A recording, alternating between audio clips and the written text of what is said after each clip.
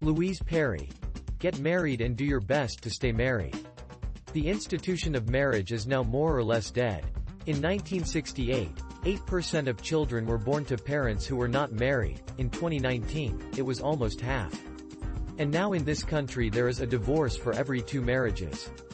It was not meant to be like this. Proponents of the 1969 Divorce Reform Act, the key piece of liberalizing legislation, believed the changes they argued for would be an act of kindness towards a smallish number of unhappy people stuck in wretched marriages, and lift the stigma from the then tiny minority unfortunate enough to have been through divorce. This bill does not open the door to easy divorce, announced the Attorney General of the time. And yet open it did. There was always a threshold of marital dysfunction above which a marriage was considered beyond saving, and reformers intended to nudge that line only a little. Yet each marginal divorce made the next one more likely, and the one after that more likely still, with the result that the threshold went hurtling downwards at great speed. Over the next decade, divorces trebled and then kept rising, peaking in the 1980s.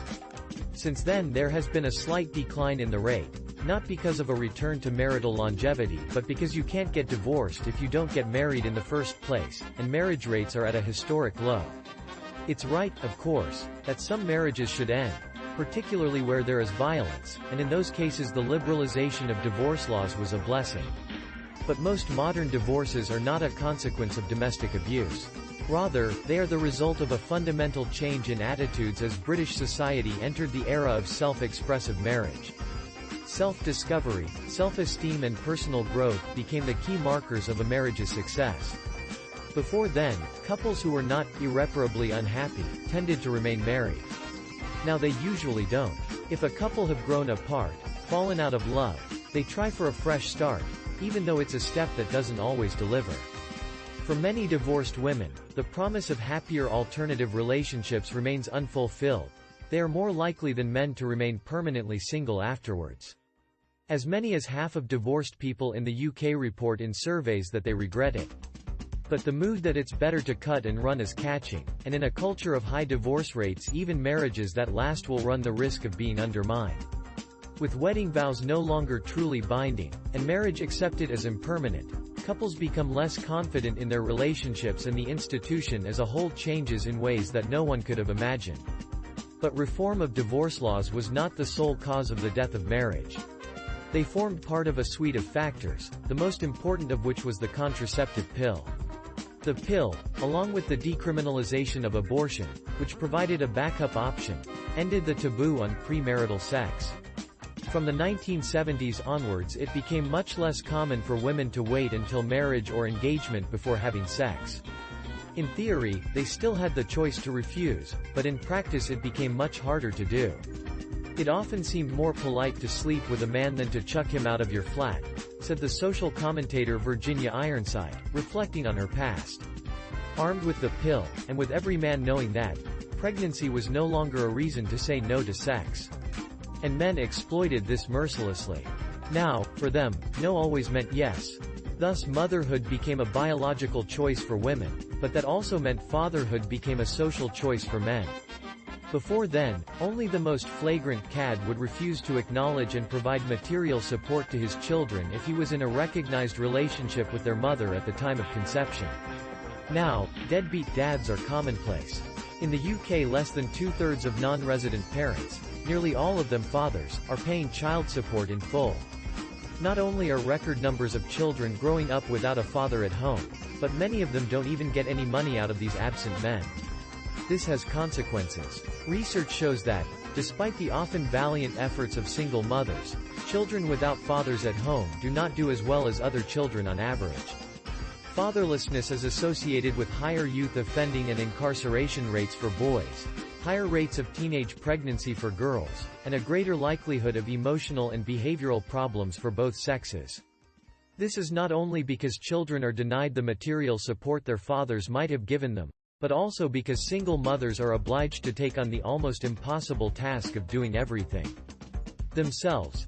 All of the earning, plus all of the caring, socializing and disciplining of their children. There is also the sometimes malign influence of step-parents to consider. A step-parent is 40 to 100 times more likely than a biological parent to kill a child, and stepfathers are also far more likely than genetic fathers to sexually abuse children. Of course, it is sometimes better for children not to live with their genetic fathers, or even have contact with them, particularly if those men are abusive or dangerously unstable. And of course there are plenty of devoted stepfathers and stepmothers who make exceptionally good parents. But there is no doubt the presence of a step-parent in a young child's home increases the risk of bad outcomes. Despite all these caveats, for some people the death of marriage is a good thing. Opposition to marriage was a common theme for feminists such as Andrea Dworkin, Germaine Greer and Kate Millett, all arguing for its abolition. But it's no coincidence that most of the feminists who opposed marriage never had children of their own. They have not put to the test the key question: how are women supposed to reconcile their search for freedom with a condition that necessarily curtails it? Because having children changes the whole dynamic. If you value freedom above all else, you must reject motherhood, since this is a state of being that limits a woman's freedom in almost every way. This clash of priorities has never really been addressed by feminists. They shut mothers out, with motherhood discussed in just a tiny percentage of research papers, academic journals and textbooks on modern gender theory. The whole topic has slipped out of sight.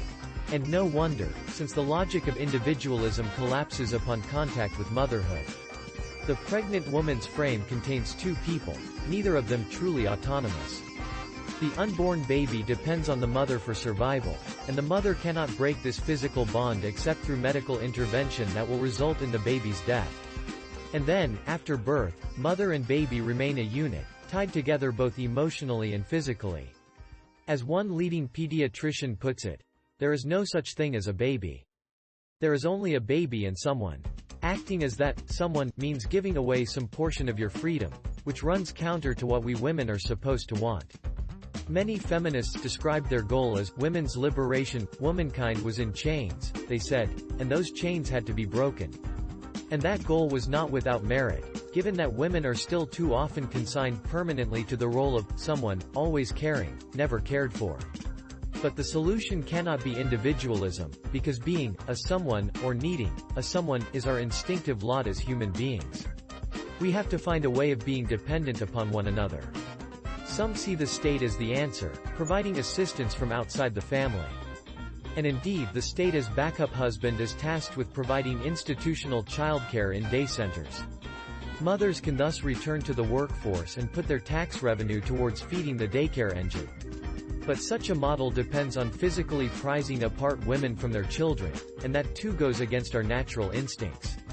We are animals, descended from individuals whose offspring survived to adulthood, and natural selection therefore favors attentive mothers.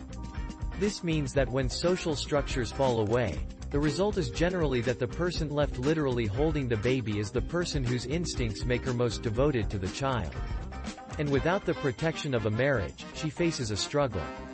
All girls and women, but particularly those aged from about 13 to 25, should avoid being alone with men they don't know or men who give them the creeps. Don't ignore your gut instinct. It's usually triggered by a red flag that's well worth noticing. Hold off on having sex with a new boyfriend for at least a few months. This is a good way of discovering whether or not he's serious about you or just looking for a hookup. Have sex with a man only if you think he would make a good father to your children. This is not because you necessarily intend to have children with him, but because it is a good rule of thumb in deciding whether he's worthy of your trust. Chivalry is actually a good thing. We all have to control our sexual desires, and men particularly so given their greater physical strength and average higher sex drives. Sometimes, though not always, you can readily spot men who are sexually aggressive. A handful of personality traits are common to them: impulsivity, promiscuity, hypermasculinity and disagreeableness. These traits in combination should put you on your guard. A man who is aroused by violence is a man to steer well clear of. He may use the vocabulary of BDSM, bondage and masochism, to excuse his behavior, but if he can maintain an erection while beating a woman, then he isn't safe to be alone with. Trust your moral intuition and distrust any person or ideology that puts pressure on you to ignore it. If you get drunk or high, do so in private and with female friends rather than in public or in mixed company. Don't use dating apps. Mutual friends can vet histories and punish bad behavior, dating apps can't. Monogamous marriage is by far the most stable and reliable foundation on which to build a family. Feminist analysis of marriage sees it as a method used by men to control female sexuality. And it does do that, but that was never its sole function. There is also a protective function to marriage, but it makes sense only when understood in relation to children. In the era before contraception, a prohibition on sex before marriage served female, not male, interests, because it protected the people who bear, literally, the consequences of an extramarital pregnancy. Single motherhood was a catastrophe, not just in the reputational harm it did, with mothers and their children stigmatized by their families and communities, but disastrous enough to result, for some, in a choice between prostitution and starvation. Or else other alternatives that were just as terrible, a dangerous attempt at abortion, the abandonment of a child to an orphanage, or infanticide.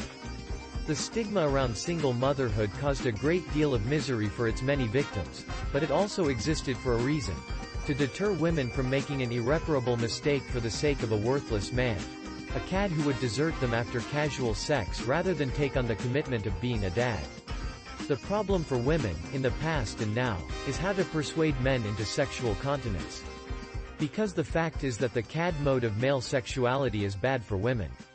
The vast majority of women find it difficult to detach emotion from sex, meaning an encounter with a cad who doesn't stay in touch is likely to leave a woman feeling distressed, even if she attempts to repress those feelings. Women did not evolve to treat sex as meaningless, and trying to pretend otherwise does not end well. Then there are the physical consequences of sex, with the danger and pain of an unwanted pregnancy borne entirely by the woman. An abortion is not a good thing to go through, given the risk of uterine damage or sepsis, not to mention emotional consequences. The task is to deter men from cad mode. Our current sexual culture does not do that, but it could. In order to change the incentive structure, we would need a technology that discourages short-termism in male sexual behavior, protects the economic interests of mothers and creates a stable environment for the raising of children. And we do already have such a technology, even if it is old, clunky and prone to periodic failure. It's called marriage. I accept that lifelong monogamy is not the natural human condition.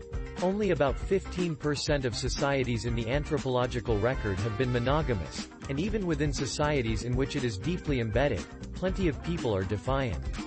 To date, monogamy has been dominant in only two types of society: small-scale groups beset by serious environmental privation and some of the most complex civilizations to have ever existed, including our own. Almost all others have been polygamous, permitting high-status men to take multiple wives. But while the monogamous marriage model may be unusual, it is also spectacularly successful. When monogamy is imposed on a society, it tends to become richer and more stable, with lower rates of both child abuse and domestic violence. Birth rates and crime rates both fall, which encourages economic development, and wealthy men, denied the opportunity to devote their resources to acquiring more wives, instead invest in property, businesses, employees and other productive endeavors. A monogamous marriage system is successful in part because it pushes men away from cad mode, particularly when pre-marital sex is also prohibited. If a man wants to have sex in a way that's socially acceptable, he has to make himself marriageable. That means holding down a good job and setting up a household suitable for the raising of children. In other words, he has to tame himself. Fatherhood then has a further taming effect, even at the biochemical level. When men are involved in the care of their young children, their testosterone levels drop, alongside their aggression and sex drive.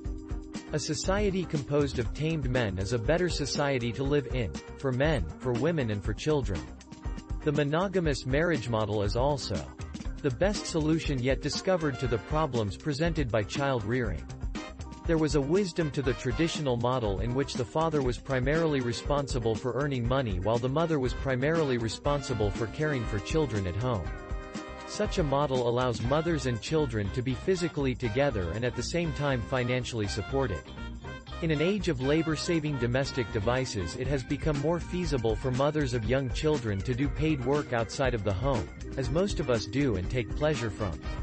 But not during the early months of a baby's life. I know full well that I was irreplaceable as mother to my newborn child, not only because I was the only person who could breastfeed, but also because children have a relationship with their mother that cannot be handed over without distress to both mother and baby. If we want to keep that maternal bond intact, the only solution is for another person to step in during these times of vulnerability and do the tasks needed to keep a household warm and fed. Perhaps we could call that person a spouse. Perhaps we could call their legal and emotional bond a marriage. Which is why, as a feminist, the most important piece of advice I can offer to the young women of today is this: get married and do your best to stay married. Particularly if you have children. And if you do find yourself in the position of being a single mother, wait until your children are older before you bring a stepfather into their home. These directives are hard to follow because we no longer live in a culture that insensitivizes perseverance in marriage. But it is still possible for individuals to go against the grain and do the harder, less fashionable thing. The critics of marriage are right to say that it has historically been used for the control of women by men, and they're right to point out that most marriages do not live up to a romantic ideal. They're right, too, that monogamous, lifelong marriage is in a sense unnatural, in that it is not the human norm. The marriage system that prevailed in the West until recently was not perfect, nor was it easy to conform to, since it demanded high levels of tolerance and self-control. Where the critics go wrong is in arguing that there is any better system. There isn't. Created by 00 Breaking News. Daily breaking and more news. Please subscribe.